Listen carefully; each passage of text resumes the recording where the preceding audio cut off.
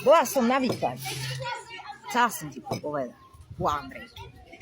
Vieš? Vieš, čo mi hovorila? Že tam mám dvoch chalanov. Hej? A som sa akože pýtala, vieš, či je aspoň jeden z nich Monte Cristo. Aby som chcela, by mal nejaký poklad zakopaný. To mi to nepovedala. A hovorím, to je špatné, tak aspoň stav ako bankovného účta. Vidíš? Aby som vedela, akože pro akého z nich sa mám rozhodnúť. Tiež neviem. Ale akože maringotku by mi mohol kúpiť, no.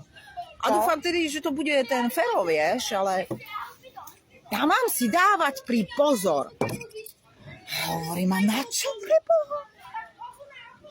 Hovorím, že mal ženu. Nebo má ženu. On má ženu? Hej, Fero náhodou. Nemá nejakú ženu? Neviem, on, vieš. Čo? Akože ja mu urobím normálne vasektomiu. Ja nechcem nejakého podpantofľaka. Hej? Rozumieš? Hovorila, že to tam vidí. No. A také by povedala, že sa mu páči, či to nie je ona. Janka. Janka? Hej, máš ju?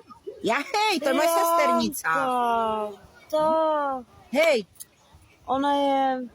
Čo? Ona spíva, ne? Hej, spieva, no.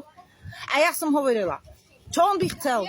O mňa hovoria, to som ako Gina Lollobrigida. Ale ty taky spíváš. Hej. Janka. A ona povedala, že ona ako Jennifer Lopez. A jak by vy dvě ste si dali duet na TikToku? No to neviem, akože jo, ešte ten Fero tam hraje veľkú rolu. Či duel? Možno, uvidím.